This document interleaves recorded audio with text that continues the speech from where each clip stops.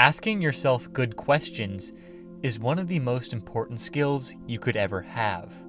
The quality of your life will largely depend on the kinds of questions you ask yourself.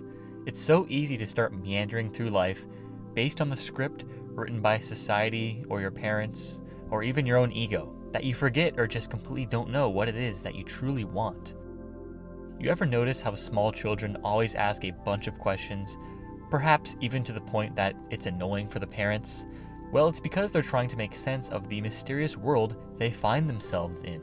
And a child's brain actually has a lot more neural connections than an adult, but none of these connections are very rigid. And what happens as we grow up is neural connections that are not needed prune away, and neural connections that we do use become stronger. And as we go through adolescence, our sense of self fully develops, and once we feel we have a firm grasp on our place in the world, we stop asking all these questions, or even if we do on occasion, they're less likely to move us in a powerful way. I've recently been going through a questioning renaissance in my life. I've been rethinking everything, rethinking who I am, what I want to do, why I want to do it, and the impact of this questioning on my life has been profound. Asking yourself a really good question is like unlocking a completely new part of your mind. You will be amazed at the answers your mind comes up with from a well-framed question. And I've also learned that you don't need an answer right away, because once you ask the question and you really want to know the answer, your subconscious mind will begin to look for it, and maybe in 1 hour, 1 day, 2 days, 2 weeks, a month, maybe even several months or a year down the road, the answer might just spontaneously come to you. I've asked myself all sorts of questions during this questioning renaissance, such as questions related to existence, the self, consciousness, and also just very practical questions on how to live a better, more fulfilled life. And those more metaphysical questions are very hard to find whole, complete answers to. So lately I've put those questions on the shelf, and I've taken a 3-week break from making videos and from doing any sort of real work in general to think about what I want to do and experience in this lifetime. And the change in the quality of the trajectory that I'm on now, just from asking myself good questions, has been insane. So much to the point that I think the ability to question is one of the greatest skills a human can possess. So I've identified 10 practical questions that if you truly ask them and you truly want to know the answer from the bottom of your heart, your life will be changed. So here they are. Number 1, what do I really want? Or in other words, what is my why? Why are you doing what you are doing? Do you know why? Or are you mindlessly wandering through life based on doing what others told you to do? You can ask, what do I really want, in just about any situation you find yourself in. Do you want that job because it's something you love doing, or do you want it because the money is good? If you want the money, what would you do with the money? How would that money make you feel? Do you want to be in a relationship with that girl or that guy because you actually have a lot in common with them and genuinely enjoy being in their presence? Or do you want to be with them because you want to feel desires because you have a low self-esteem? Do you care more about how your life looks or how it feels? Would you sacrifice happiness for popularity? These are just a few examples, but simply defining what it is that you want can either make you pursue the thing harder or make you realize the thing is not worth pursuing at all, and that can save a lot of energy. Defining what it is that you want may not always be easy, and you may notice that trying to find what you really want spawns a lot of new questions that can also be difficult to answer, which is why the rest of these questions are designed to help you find what it is that you truly want. Number 2, what is most important for me in life? This one is pretty self-explanatory. Identify what it is that is important to you and put your energy towards it. Maybe that's raising your kids, taking care of your parents, making X amount of dollars per year, or working towards a political or social cause. Something that almost all people would say is important to them is being happy. We all want to be happy, but happiness is actually pretty difficult to define, which leads us to the next question. Number 3, what is happiness like? It is extremely important that you define what happiness is to you, because it's easy for people to say, oh, I just want to be happy. I don't care about anything else. As long as I'm happy, it's all good. But then they don't actually have a vision of what happiness is to them. Happiness is used in 2 different contexts, one which refers to experiencing positive emotions and the other which refers to life satisfaction. Personally, I think both contexts of the term are important. Doing ego work will help keep you from experiencing negative emotions as much, and if you are experiencing them, you're able to work through them better. But at the same time, being satisfied with your life also most likely entails making personal sacrifices for the greater good, where in the moment those sacrifices might make us suffer, but when we think back on it, we're glad we went through the suffering. So it's important that you really think about what happiness means to you, because if you don't know what it is, you won't be able to achieve it. Number 4, what must I have in order to be happy? This one is also really important for understanding and achieving happiness. Identify what it is in your life that is absolutely crucial for your well-being.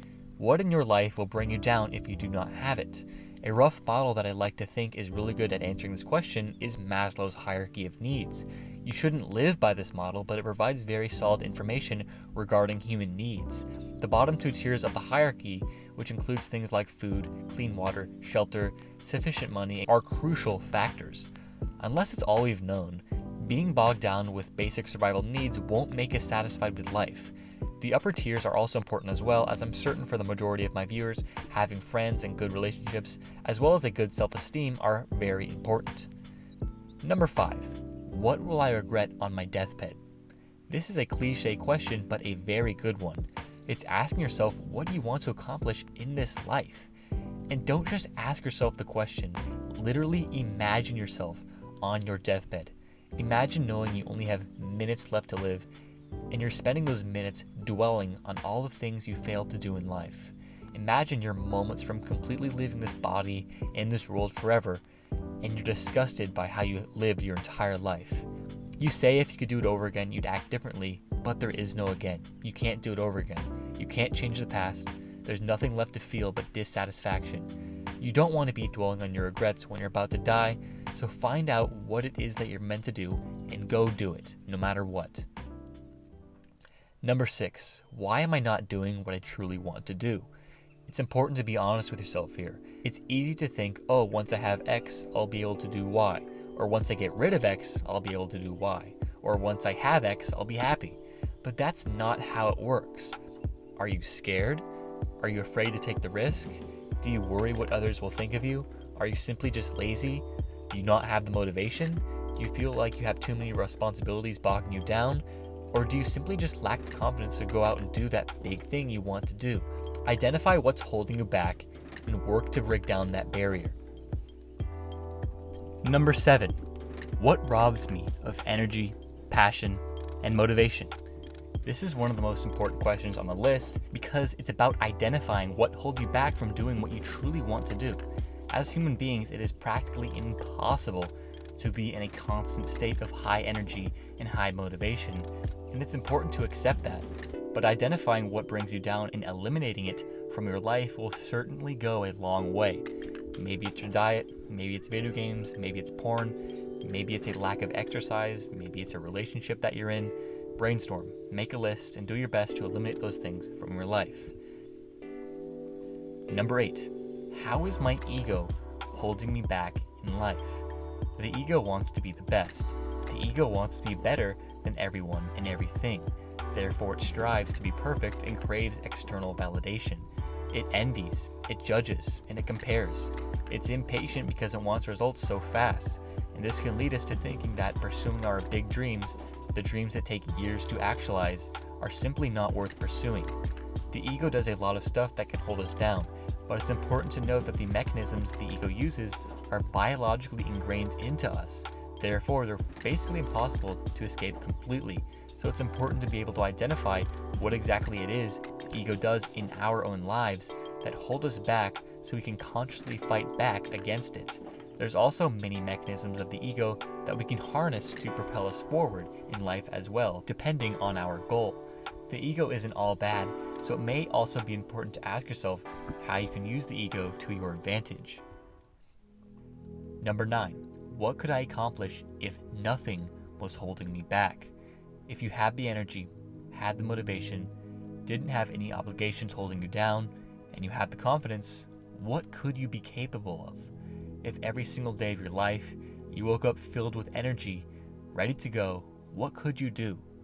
Think about a time in your life where you were at your best. What were you like in that moment? What were you doing? what could you have done? Maybe you'd have had the courage to talk to that girl or that guy you've always wanted to talk to. You'd be able to ace that exam with ease. You could finally have the courage to start your own business. This question is important because it helps create a vision for what you're capable of. Given the natural ebbs and flows of life, you'll never be always operating at your best. It's impossible. But if you identify what holds you back from being at your best, you could certainly be at peak performance a lot more often than if you hadn't asked yourself all these questions. Number 10. What could I be overlooking? Always ask yourself this after you're done pondering something. It's so easy to overlook things. We do it each and every single day without even realizing it. But if you simply just ask yourself, what am I overlooking? Your mind instantly goes to work at answering the question.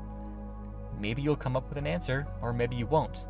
But if you never asked, your mind would have never taken the extra step in looking for things that could be overlooked. I've been asking myself this question in a lot of situations lately, and I'm amazed by how simply asking the question yields so many answers that hadn't even crossed my mind before. So make it a habit of asking this question. You'll forget things less, and stuff that you should have known all along will stop flying right over your head. Like I said at the beginning, if you ask yourself these questions and you truly want answers from the bottom of your heart, these questions will transform your life. But you have to want it. They're practical, yet powerful. I look forward to seeing how asking myself these questions will transform my life, and I look forward to hearing how they will transform yours. That's it for this video, guys. If you want to support my work on a deeper level, consider joining the Patreon. The link will be in the description. And as always, guys, have a great day and peace.